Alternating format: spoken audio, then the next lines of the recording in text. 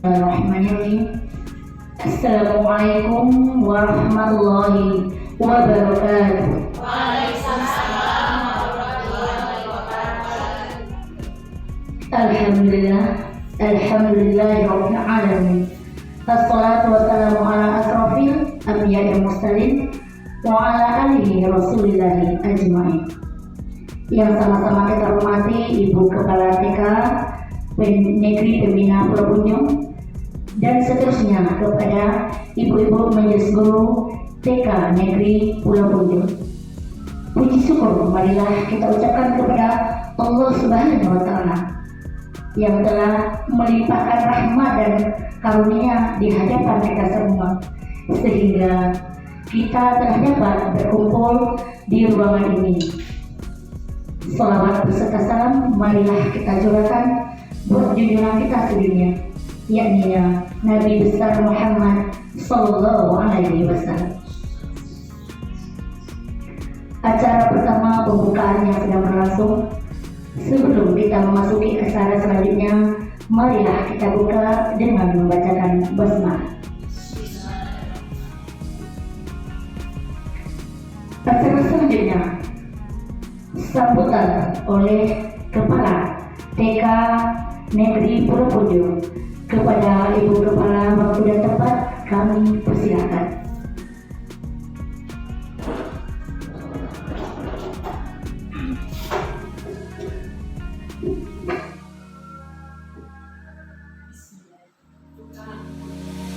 Bismillahirrahmanirrahim.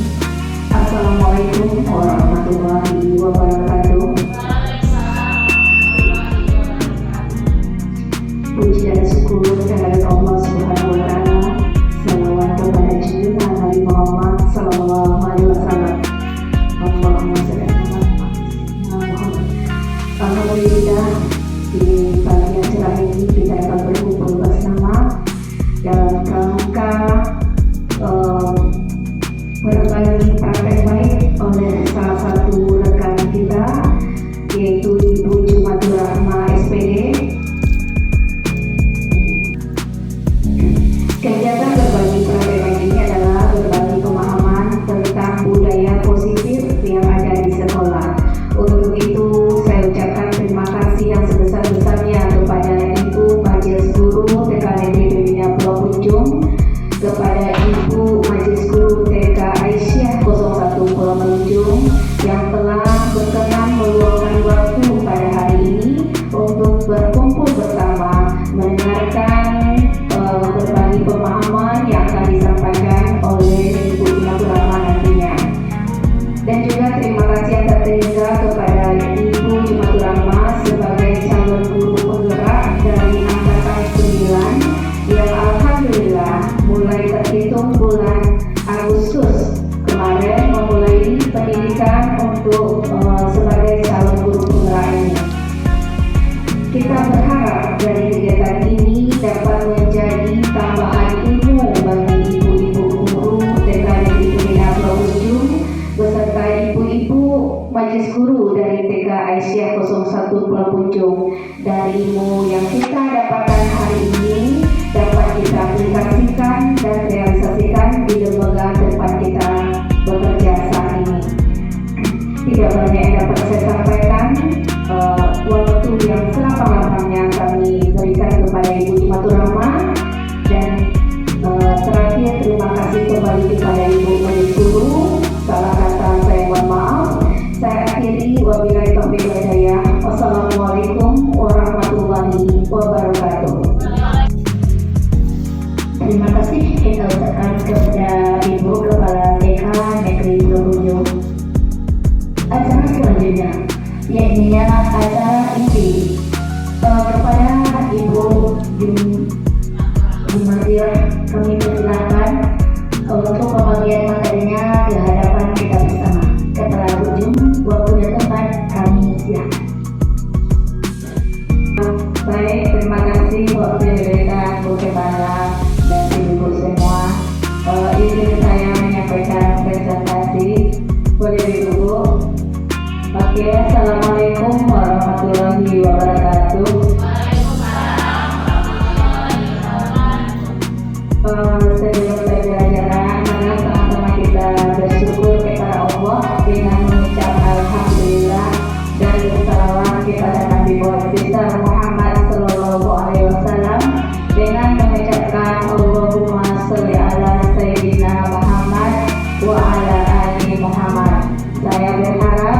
semoga penyebaran pemahaman tentang budaya positif yang akan saya sampaikan ini bisa memberi dampak baik bagi ibu-ibu semua, sehingga bisa terciptanya budaya positif di sekolah kita nantinya.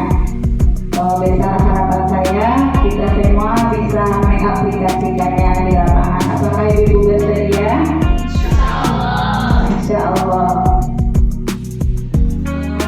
Oke ibu, seperti biasa sebelum memulai kegiatan kita bikin kesepakatan belajar dulu. Di sini saya agak mudah-mudahan ibu bisa nanti kalau ada perlu tambah kita tambahkan, atau kalau ada yang perlu dikurangi nanti kita kurangi.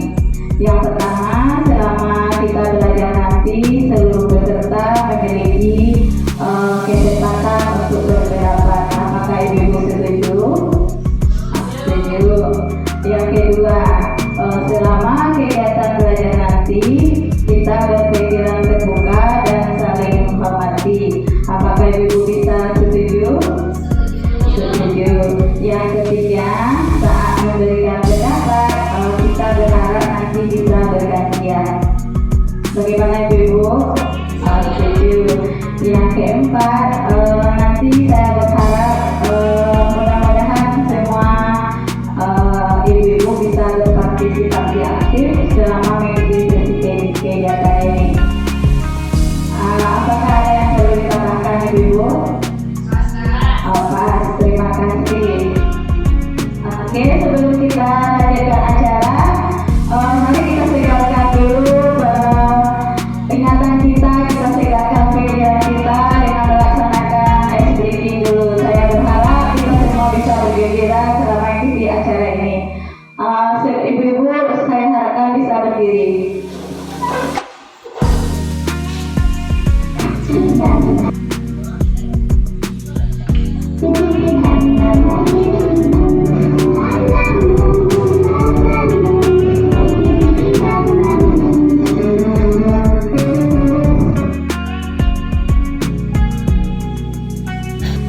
Oke, bagaimana ibu perasaannya hari ini? Dan silakan duduk kembali ibu. Terima kasih. Saya ucapkan mudah-mudahan dengan ice breaking yang ada bisa meningkatkan kembali pemahaman kita, ingatan kita, bisa memfokuskan pikiran kita terhadap kegiatan yang kita lakukan. Oke ibu, hal yang akan kita bahas nanti itu mengenai budaya positif. Sebelum masuk ke materi, di sini saya sudah menyediakan 2 buah pertanyaan tematik. Nanti saya berharap ibu guru nanti bisa memberikan jawaban tentang pertanyaan yang saya tampilkan. Yang pertama yaitu sebelum materi saya sampaikan, saya mau tanya sampai di mana pemahaman ibu semua mengenai budaya positif ini. Pertanyaan pertama itu apa itu budaya positif? Saya persilahkan ibu-ibu yang ingin memberikan pendapat. Bu Nur di mana? Oke, terima kasih Bu Nur. Menurut saya budaya positif itu adalah kekuatan hal-hal yang baik yang sudah ada di sekolah kita seperti itu, atau juga bisa kebiasaan-kebiasaan yang baik yang sudah kita lakukan, yang sudah kita terapkan terhadap anak didik kita seperti itu. Terima kasih Bu. Oke Bu Nur, pendapat yang sangat baik dari Bu Nur. Yang untuk pertanyaan kedua, kenapa budaya positif perlu kita terapkan di sekolah? Mungkin Bu Len bisa membantu.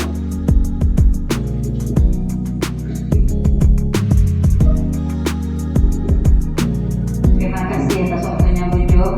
Mengapa budaya positif perlu diterapkan di sekolah? Hal itu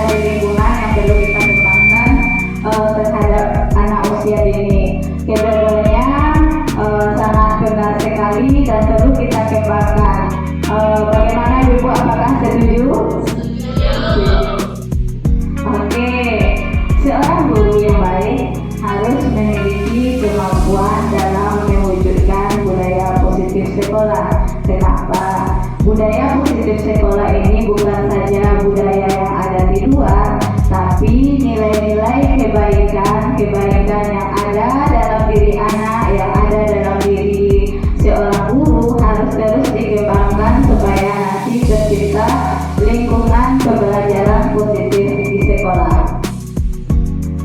Budaya positif merupakan perwujudan dari nilai-nilai kebaikan atau keyakinan universal yang ditetapkan di sekolah. Diawali dengan perubahan paradigma tentang teori kontrol yang selama ini kita beranggapan bahwa murid bisa menjadi sesuatu yang kita inginkan. Apakah benar seperti itu, Ibu? Iya, selama ini kita menganggap anak kecil, murid kita TK bisa kita atur, bisa kita arahkan sesuai dengan keinginan kita masing-masing. Padahal itu tidak sama sekali. Anak kecil dia mempunyai keinginan yang berbentuk bertindak. Sebagai contoh di depan Ibu sudah saya siapkan tadi secari kertas. Mari kita cobakan apakah benar atau tidak. Silakan Ibu sobek kertas yang ada. Sobek, bayangkan sesuatu kertas yang Bapak Ibu sobek itu adalah sesuatu hal yang sangat berharga yang Ibu pegang, yang harus Ibu lindungi. Kemudian dia dirayu oleh teman di sampingnya. Dirayu oleh teman sampingnya. Silakan Ibu cobakan. Bayangkan, bisa bayangkan emas, bisa bayangkan rumah atau sesuatu yang sangat Ibu hargai.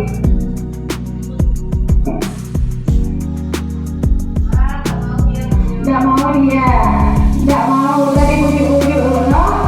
Udah dibujuk-bujuk. Oke, dari situ dapat kita ambil suatu pendapat berdasarkan teori kontrol juga bahwa anak itu dia mempunyai keinginan yang ada dalam dirinya. Apapun yang akan kita sampaikan, anak juga berhak untuk melakukan atau tidak melakukan sesuai dengan keinginan dan bakat yang dimilikinya. Apakah benar seperti itu, Ibu? Benar. Jadi sebelum penyebaran budaya positif ini kita lanjutkan, sama-sama kita rubah dulu paradigma pemikiran kita selama ini bahwa anak bisa kita atur, anak bisa kita arahkan sesuai pendapat kita. Kita rubah bahwa anak sebenarnya juga mempunyai keinginan. Apakah dia mempunyai hak, apakah sesuatu hal itu bisa dia lakukan atau tidaknya. Bagaimana, Bu? Setuju. Hayalan tentang ilusi kontrol, tentang pengontrolan diri yang selama ini ada dalam diri kita. Mungkin Ibu bisa membaca. Yang pertama yaitu ilusi guru bisa mengontrol murid. Yang kedua, bahwa kritik membuat orang merasa bersalah dapat menguatkan karakter. Yang ketiga, bahwa semua penguatan positif efektif bermanfaat. Yang keempat, ilusi bahwa orang dewasa memiliki hak untuk memaksa. Ini mungkin berdasarkan berbagai macam percobaan sehingga muncullah teori ini. Mungkin saya sebagai pribadi juga merasa selama ini hal yang sama dengan teori kontrol yang dikeluarkan oleh Dr. William Glasser ini, sebuah ilusi bahwa saya bisa berubah anak, mengatur anak, mungkin seperti itu ya, Ibu. Oke, siapa sebenarnya yang memiliki kontrol? Dalam stimulus respon, kita mencoba mengubah orang agar berpandangan sama dengan kita. Itu kan hayalan kita ya, Ibu ya. Kalau yang sebenarnya kita berusaha memahami pandangan orang lain tentang dunia. Tidak semua pandangan kita terhadap sesuatu hal sama. Kita harus bisa juga berjiwa terbuka untuk memahami pandangan orang lain, pendapat orang lain tentang sesuatu hal yang sama kita nilai. Yang kedua,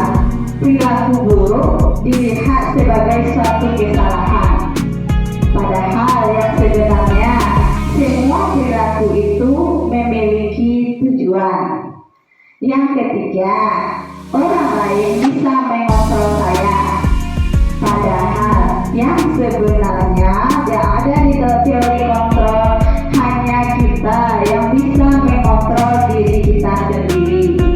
Yang keempat, saya bisa mengontrol orang lain. Mungkin selama ini kita beranggapan, siapa itu bisa saya robah. Padahal di teori kontrol dikatakan Anda tidak bisa mengontrol orang lain.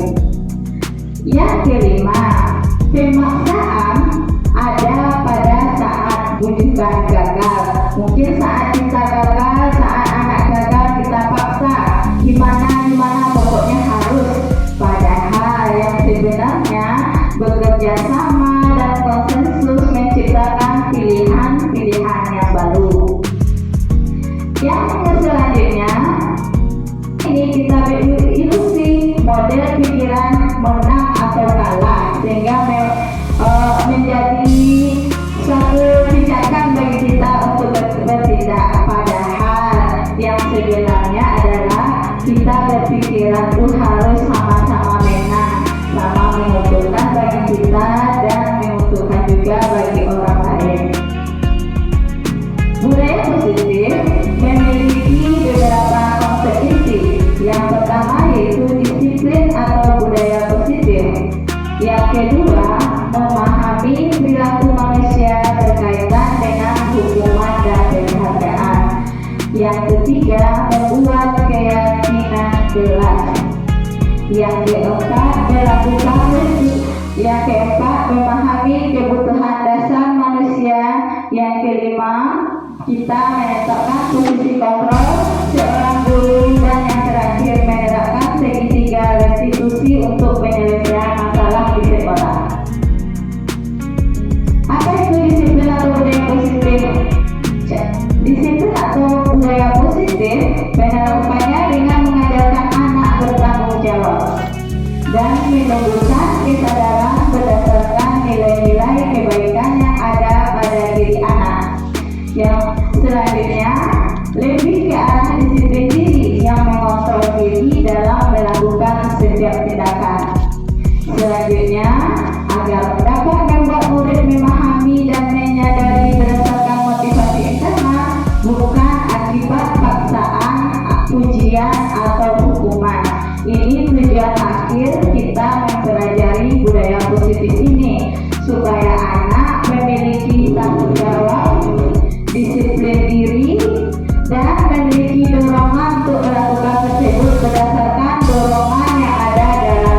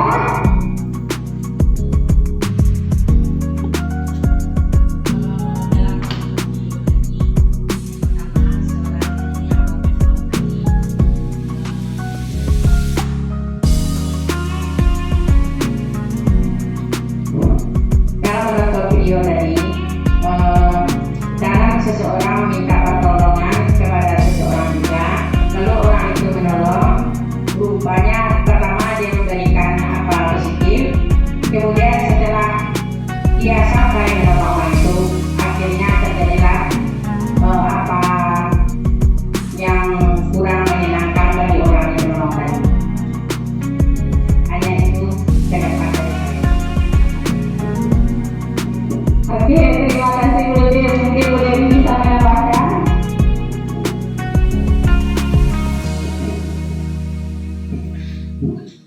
Terima kasih atas waktunya Bu Jo. Di sini setelah kita lihat video tadi, di mana pertama sekali seorang ibu meminta pertolongan kepada seorang pemuda tadi, yang mana pemuda tadi memberi bantuan dengan ikhlas pertamanya. Kemudian karena dia memiliki beban yang berat di punggungnya dan jarak yang ditempuhnya cukup jauh juga, akhirnya timbul sedikit rasa kesal di dalam hati si pemuda ini, dan akhirnya kerelaan hatinya berubah jadi kecewa. Jadi mungkin di sini terjadilah dari kerelaan menjadi kurang menyenangkan bagi perasaan si pemuda itu. Mungkin itu ujung yang bisa saya tambah. Ujung yang saya menambahkan sedikit. Kalau saya melihat dari video, lucu yang pertama karena orang laki-laki pakai jilbab. Yang kedua yang dapat saya tarik dari video yang saya tonton adalah seseorang yang ditolong, yang menolong tadi kayaknya minta imbalan, bukan ikhlas dari hatinya. Mungkin itu benar saya berkomentar.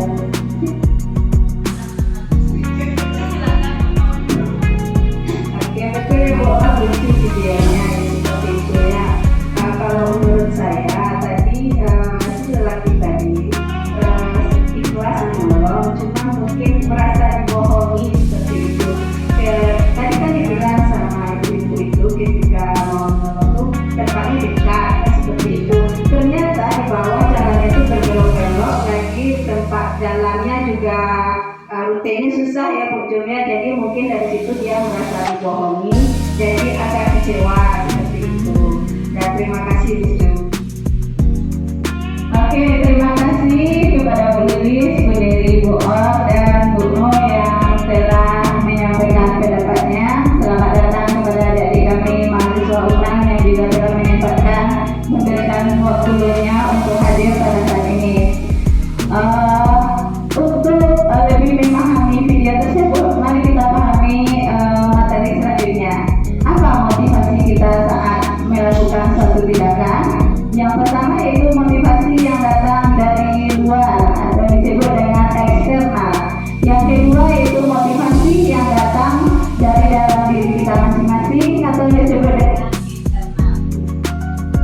Pertanyaan selanjutnya, sebelum kita masuk ke materi selanjutnya, sebagai seorang guru, saat Anda hadir mengajar di kelas tepat waktu, motivasi apakah yang mendasari tindakan Anda? Kepada Ibu, saya harapkan bisa memberikan motivasi apa yang mendasari kita untuk hadir tepat waktu saat mengajar, saat datang di sekolah. Nah, terima kasih Bu Susi.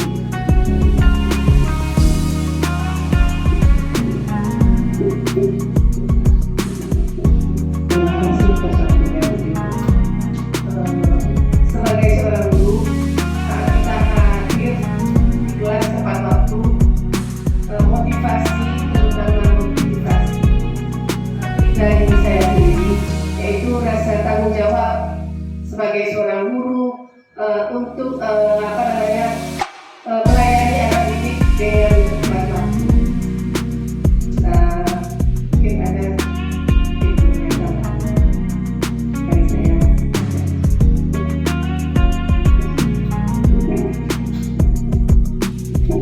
Terima kasih Bu Susi, sesuatu yang sangat baik sekali.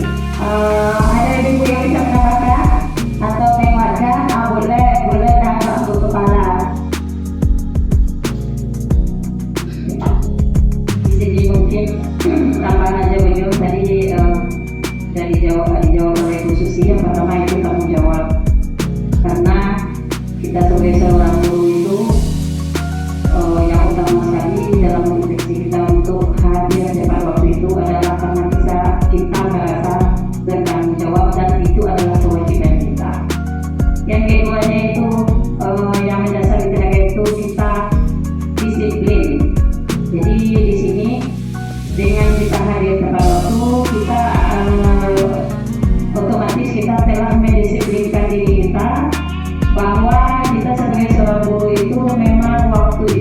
penting karena di sini kita mengajar itu juga memberikan contoh dan teladan kepada anak didik kita.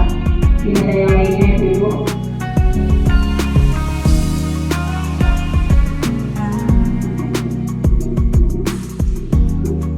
Oke, terima kasih Bu Len sama Bu Susi. Benar sekali, ternyata alhamdulillah motivasi kita untuk hadir ke sekolah sama-sama guru, kita mempunyai motivasi yang datang dari dalam diri kita, sesuatu hal yang sangat baik dan bisa kita kembangkan untuk pengembangan budaya positif selanjutnya.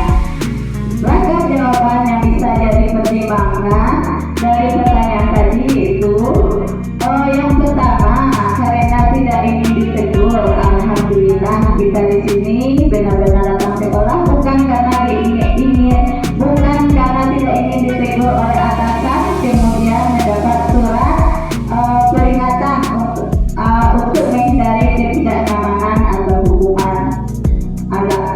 Alasan yang kedua yaitu untuk mendapatkan pujian. Alhamdulillah juga kita di sini sama-sama datang ke sekolah bukan ingin mendapat pujian sebagai guru berprestasi atau guru paling disiplin.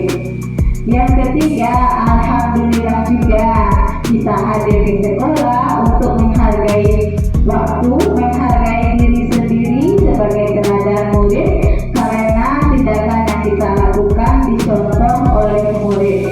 Dari jawaban yang tiga ini mungkin ada nanti di antara guru kalau kita survei mungkin ada yang kombinasi dua motivasi tersebut. Alhamdulillah tidak kita temukan di sekolah kita ini. Kita lanjutkan motivasi perilaku manusia. Yang pertama motivasi eksternal untuk dari ketidaknyamanan atau hukuman. Yang kedua motivasi yang masih berasal dari luar untuk mendapatkan imbalan atau penghargaan dari orang lain. Seperti imbalan bukan dalam arti bentuk gaji besar atau apa saja, termasuk juga mendapat pujian dari orang lain.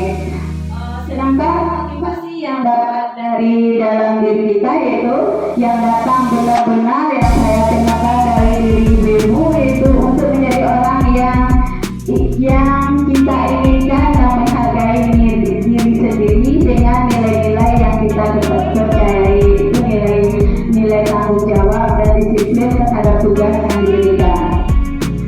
Motivasi apa yang harus sebaiknya kita sebagai manusia atau sebagai guru kita lakukan? Yaitu motivasi internal, tujuannya yaitu untuk menjadi orang yang kita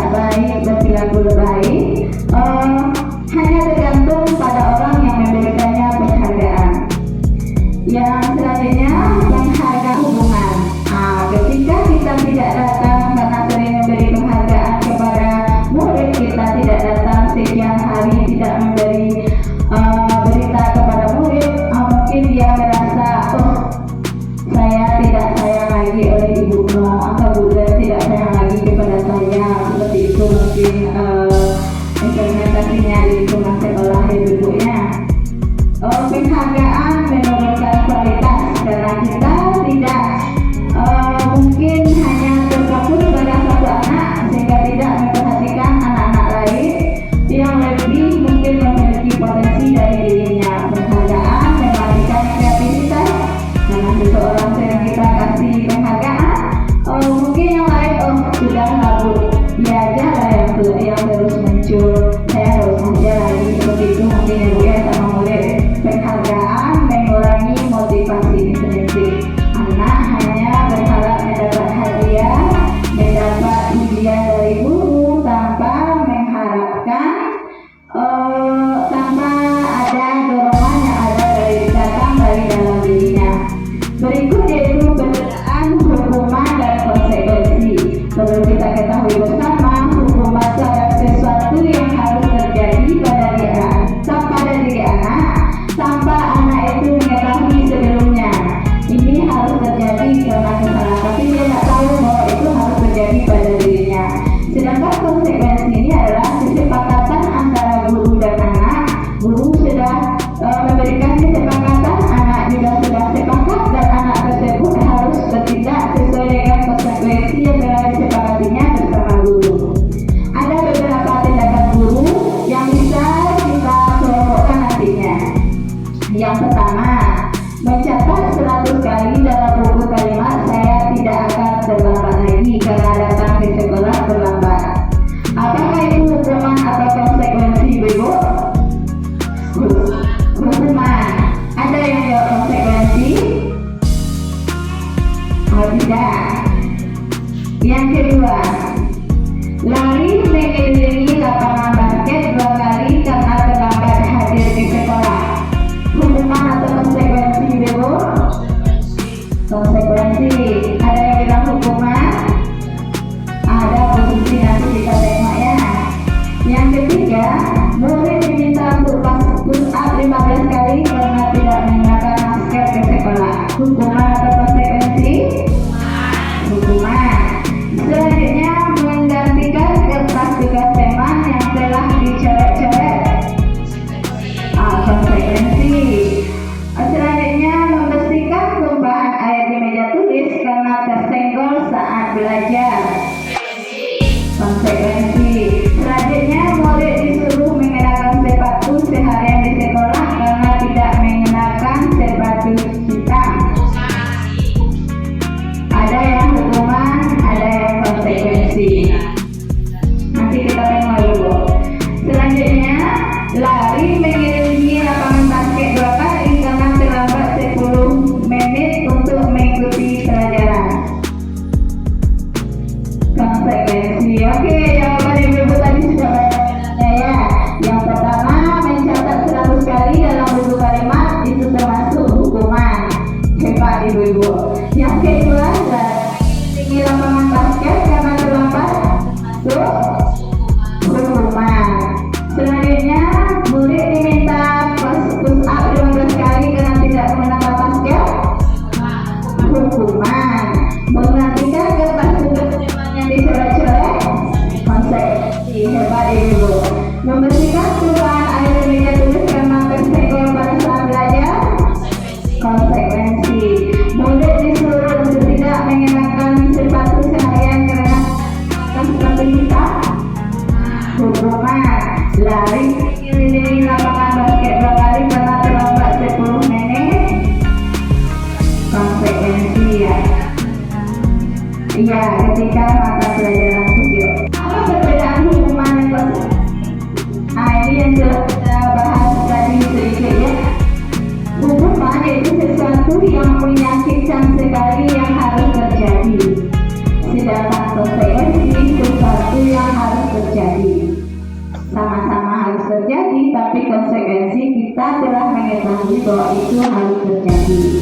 Yang kedua, hukuman membuat anak sakit fisik maupun sakit hati untuk jangka waktu lama.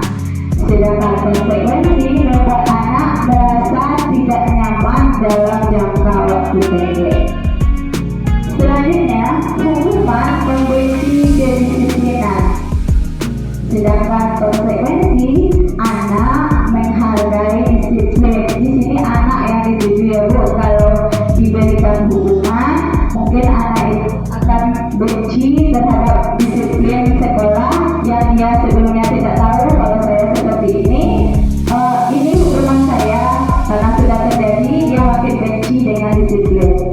Selanjutnya, hukuman mendorong anak untuk menyakiti diri sendiri, sedangkan konsekuensi mendorong anak agar mudah menyesuaikan diri.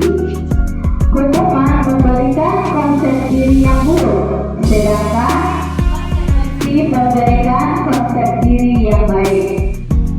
Dengan hukuman, anak akan belajar menyembunyikan kesalahan, sedangkan dengan konsekuensi, belajar untuk mematuhi peraturan.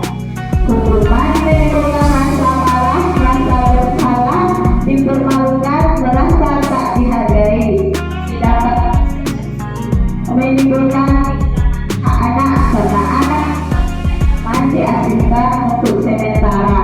Jadi apa yang baik ibu-ibu? Hukuman tidak baik, konsekuensi juga tidak baik. Konsekuensi merupakan akibat langsung dari sebuah perbuatan yang dilakukan, sedangkan hukuman itu yang dijatuhkan kepada pelaku melalui prosedur keadilan.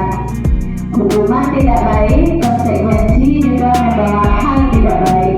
Apa yang sebaiknya kita lakukan sebagai guru? Yaitu menerapkan proses restitusi. Apa itu restitusi? Restitusi adalah menciptakan kondisi baik bagi anak. Anak yang bersalah kita panggil, kemudian kita kuatkan karakternya, kita sebutkan kesalahannya, kemudian kita ingatkan kembali terhadap nilai-nilai kesepakatan atau keyakinan yang telah kita buat bersama. Bagaimana cara menerapkan restitusi di sekolah? Yaitu dengan membuat keyakinan kelas. Apa itu keyakinan kelas? Yaitu metode untuk menimbulkan disiplin positif yang didasari oleh motivasi yang datang dari dalam diri peserta didik, bukan untuk menghindari hukuman atau ingin mendapatkan keyakinan kelas. Yang pertama yaitu mengelompokkan peran antara guru dan murid berdasarkan nilai-nilai kebaikan yang telah ada, seperti jujur, disiplin, tanggung jawab, tertib. Awalnya kita bikin nanti keyakinan kelas itu dengan mengelompokkan tugasnya. Misalnya saya sebagai guru, tugas saya mengajar, anak sebagai murid tertib, kita minta kesepakatan jujur atau apa yang sesuatu hal yang diinginkan guru atau anak, dan kemudian kita rumuskan dalam satu kesepakatan yang ada di sekolah. Mana yang merupakan keyakinan kelas? Oke, kesepakatan kelas datang, contohnya datang tepat waktu dan mengucapkan salam. Itu seperti itu, mungkin kalimatnya ya ibunya. Yang kedua, menjaga kebersihan sekolah. Yang ketiga, berdoa sebelum dan sesudah kegiatan aktif dalam pembelajaran. Nilai yang diambil nanti kita kelompokkan seperti ini, itu termasuk nilai tertib. Mungkin anak-anak kelas kita menginginkan sesuatu hal yang ingin dicapai bersama guru, bersama teman-temannya di sekolah. Yang pertama isinya tertib. Ibu, peraturan. Yang kedua, dilarang mengganggu orang lain. Peraturan. Yang ketiga, hadir ke sekolah 15 menit sebelum pembelajaran dimulai. Keyakinan. Yang keempat, dilarang melakukan kekerasan. Peraturan. Selanjutnya, dilarang menggunakan narkoba. Selanjutnya, bergantian atau menunggu giliran. Keyakinan. Selanjutnya, gunakan masker. Jangan berlari-lari di koridor. Peraturan.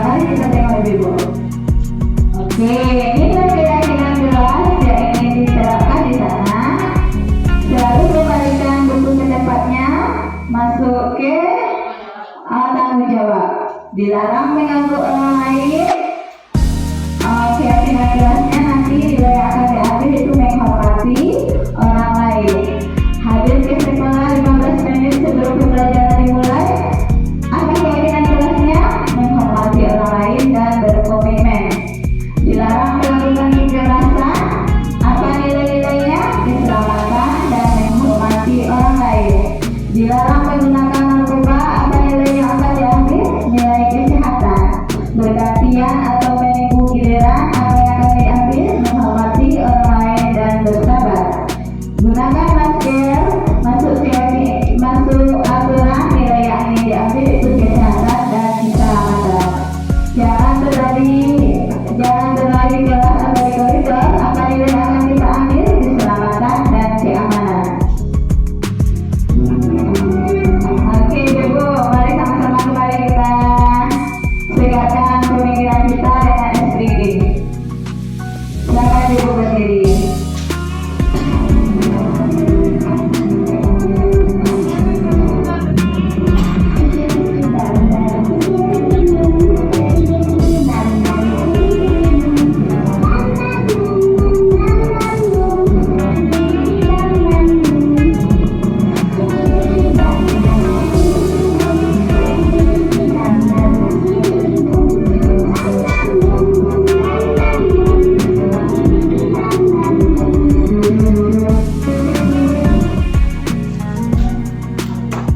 Dan Ibu, kita lanjut ke materi selanjutnya yaitu kebutuhan dasar manusia. Di mana kebutuhan dasar manusia ini adalah kebutuhan yang harus kita penuhi dan mendasari kita untuk bertindak. Yang pertama yaitu kebutuhan untuk bertahan hidup. Yang kedua, kebutuhan untuk rasa sayang dan rasa diterima. Yang ketiga yaitu kebutuhan akan penguasaan. Selanjutnya, kebutuhan untuk kesenangan dan kebutuhan akan kebebasan. Hal ini mendasari kita untuk melakukan tindakan yang akan kita berikan kepada anak dalam melakukan proses restitusi. Sebagai kasus yaitu ada sebuah kasus Bimo, seorang anak TK selalu berlari kelas menuju jalan raya di sekolah yang ramai dengan kendaraan. Tingkahnya membuat guru bingung dan seringkali lari untuk mengejarnya. Mungkin ada anak-anak TK kita yang seperti Bimo ya Bu ya. Ada beberapa kemungkinan jawaban yang diberikan Bimo. Hal pertama yang akan kita lakukan dalam melakukan proses restitusi yaitu mengidentifikasi kebutuhan apa yang ingin dipenuhi oleh anak. Jika respon Bimo, aku senang bermain kejar-kejaran dengan guru, kira-kira kebutuhan apa yang belum dipenuhi? Kesenangan. Lanjut dulu. Oke, kebutuhan dasar yang belum dipenuhi oleh Bimo yaitu kebutuhan dasar akan kesenangan. Dari situ kita ambil penyelesaian masalah Bimo yang untuk melakukan proses restitusinya nantinya. Kasus yang kedua, Indah, seorang anak kelas 3 SD. Begitu tiba di rumah sepulang sekolah, dia menangis dan mengadu kepada ibunya bahwa dia benci sekali kepada Bu Rani sebagai gurunya. Menurut Anda, kebutuhan apa yang dipenuhi oleh Dinda? Jika jawabannya seperti ini, ibu guru bilang aku tidak boleh bersenandung sewaktu mengerjakan tugasnya. Katanya kelas harus tenang dan tidak ada suara. Kan enggak seru jadinya. Kira-kira kebutuhan dasar apa yang belum dipenuhi dari Dinda ini? Kebebasan. Kiranya kebutuhan akan penguasaan. Kita masih perlu belajar bersama lagi ya Ibu ya. Kasus ketiga. Ini 5 posisi kontrol seorang guru.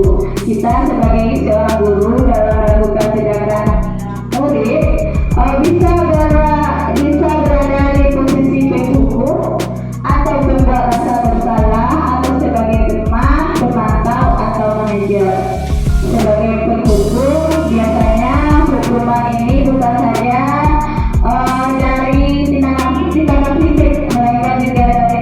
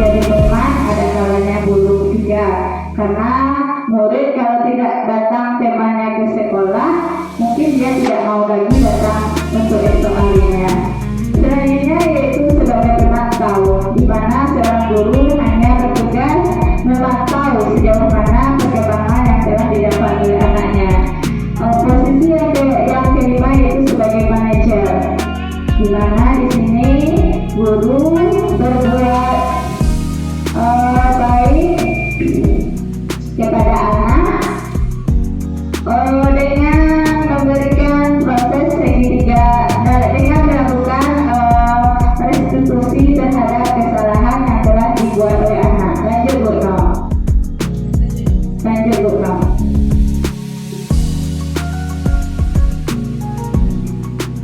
Lanjut Bu Nom.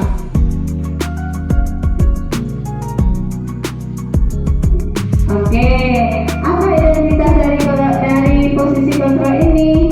Yang pertama, kalau posisi kita sebagai penggugur membuat rasa bersalah, itu kan kontrol diri yang akan didapat anak itu dari luar, sehingga akan menimbulkan identitas gagal terhadap anak.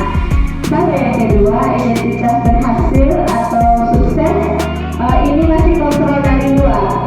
Karena guru mengontrol, maka anak berbuat baik, anak melakukan tugas. Apa posisi kontrol yang dilakukan oleh guru? Yaitu sebagai teman dan sebagai pemantau. Selanjutnya yang ketiga yaitu identitas berhasil atau sukses, di mana di sini posisi kontrol yang dapat dilakukan oleh seorang guru adalah sebagai manajer, dengan menghargai diri sendiri, mengajukan pertanyaan-pertanyaan dan menanyakan keyakinan kelas apa yang telah dilakukan anak ketika anak berbuat suatu kesalahan.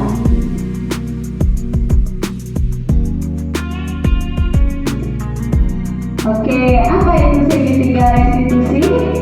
Segitiga restitusi yaitu tiga hal yang harus kita lakukan kepada anak ketika anak melakukan sebuah kesalahan di sekolah. Apa dia? Yang pertama yaitu memvalidasi kebutuhan dasar anak. Di sini kita ajukan pertanyaan, adakah cara yang lebih efektif untuk mendapatkan apa yang kamu butuhkan? Mungkin di sini kita cari kebutuhan dasar mana yang ingin dipenuhi oleh anak tersebut. Yang kedua, kita tanyakan apakah alasan anak untuk melakukan kesalahan tersebut. Sebagaimana kita ketahui sebelumnya, seseorang melakukan kesalahan pasti mempunyai suatu alasan untuk melakukan hal tersebut. Yang kedua yaitu menanyakan keyakinan kelas apa yang telah dilakukan oleh anak. Nilai-nilai apa yang telah kita sepakati sebelumnya? Nanti anak akan menjawab apa yang telah dia lakukan, dan kita tanyakan juga kamu ingin menjadi orang seperti apa. Yang ketiga yaitu kita lakukan penstabilan identitas dengan mengatakan seorang pasti pernah melakukan kesalahan. Bisa juga kita ibaratkan kepada diri kita sendiri bahwa kita juga pernah bersalah, tapi kita bisa bangkit dari kesalahan dengan harapan anak murid kita nanti juga akan melakukan hal tersebut. Mungkin itu materi penyebaran pemahaman yang dapat saya sampaikan. Kalau ada kesalahan saya mohon maaf, dengan harapan bersama-sama bisa nantinya kita laksanakan penerapan di sekolah kita. Wabillahi taufiq wal hidayah. Assalamualaikum warahmatullahi wabarakatuh. Terima kasih banyak diberikan kepada Bu Yung yang telah memberi kita materi yang begitu panjang. Kasih dulu aku untuk baiklah ibu-ibu semuanya, pada hari ini ada nggak kesempatan bagi kita semua untuk mengajukan pertanyaan-pertanyaan buat Bu Yung? Ada yang ditanyakan, silahkan kepada ibu-ibu, kami persilakan. Oke. Terima kasih atas waktunya Bu Linda. Sangat menarik sekali dari penyampaian Bu Yung tadi. Sangat berguna bagi kita sebagai guru ya Bu Yung ya. Tapi ada yang masih mengganjal pada saya, yaitu tentang keyakinan kelas tadi Bu Yung. Kita kan tahu bahwa kita ini yang kita didik adalah anak-anak TK seperti itu. Jadi bagaimana cara perbuatan atau keyakinan kelas tadi supaya bisa kita lakukan bersama dengan anak-anak kita seperti itu Bu Yung. Terima kasih. Pertanyaan kami silakan untuk menjawab, kita silakan kepada Bu Yung.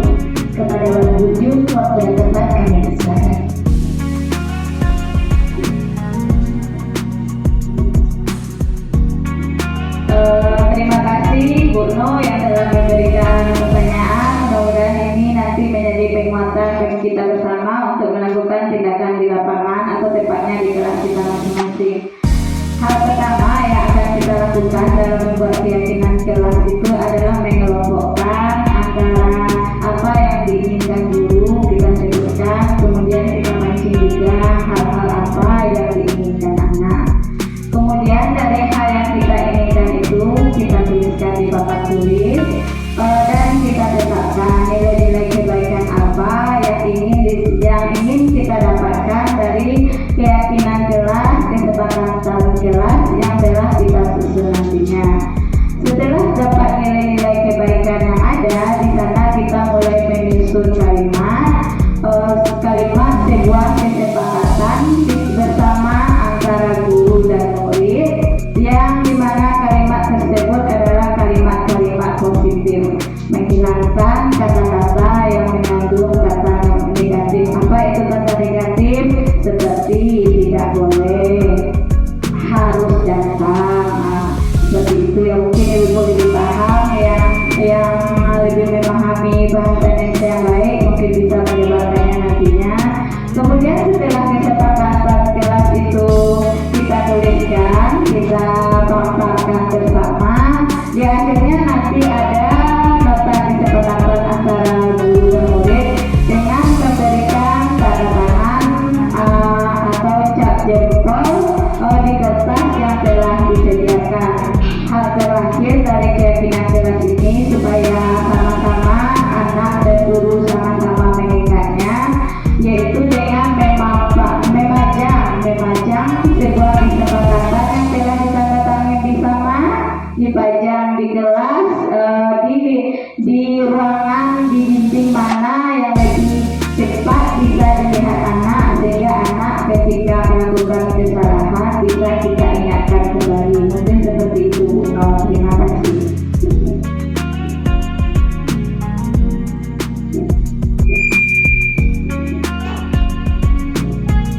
Oke, terima kasih banyak kita ucapkan kepada Bu Jung sebagai narasumber kita pada siang hari ini. Bagaimana Bu No dapat jawaban yang telah disampaikan oleh Bu Jung? Oke, terima kasih. Bagaimana ibu-ibu kita semua? Masih ada pertanyaan? Alhamdulillah. Kasih sekali lagi aplaus buat ibu narasumber kita pada siang hari ini. Baiklah, saya di sini sebagai pembawa acara. Kalau ada salah dan jadwalnya, saya mohon maaf. Kita tutup dengan membacakan hamdalah. Baiklah, saya sudahi dengan